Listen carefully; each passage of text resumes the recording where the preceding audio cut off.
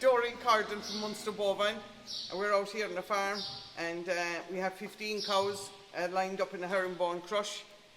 They're all cows calves since the first week of February. And what we're doing here today is we're just looking at body condition score. And if we take this cow here as an example, the key places to look for body condition score is firstly over the short ribs. And we can see here, this cow here, we can see every one of her short ribs. Then as we run our hand along the top, right, we have a little depression, right, but not hugely. So the short ribs first, can you feel them?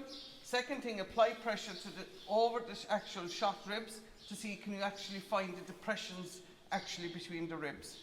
Then we're onto the hook bone. Can you actually feel it? Can you grip it? Right? Feel the sacral ligament here. Does it feel quite hard? Right? Then this is the pin bone. Can I see the 3 points of the actual pin bone? And then am I getting my V from the pin bone to the hip bone? And then I can see here my depression here. So I'm clearly getting my V here. I can clearly see the 3 points here of the pin bone. I can clearly grab the hook bone. And then when I get in here at the back, I can literally fit a slitter in here, I mean between the pin and the tail, and I can pinch a little bit of skin. Now, so if we're looking at this cow overall, here I can feel every one of the short bones. Depressions are not very evident. There's a little bit of cover here, clear V here, still a little bit of cover here, so she's 2.75. So we're now 4 weeks out from the start of the breeding season, so this cow has to be fully fed between here and the actual breeding season. Then if we look at this cow is much better conditioned, as you can see. Quite hard to feel the actual short ribs here. Nice cover over here. Hip bone, quite a good bit of cover over the hip bone here. Here, reasonable fill. We won't fit a slitter in here. I can't really see the triangle of the pin bone, right? And there's a nice little bit of cover here. So this cow will be putting down as 3 of a body condition score. She's in very, very, very good condition.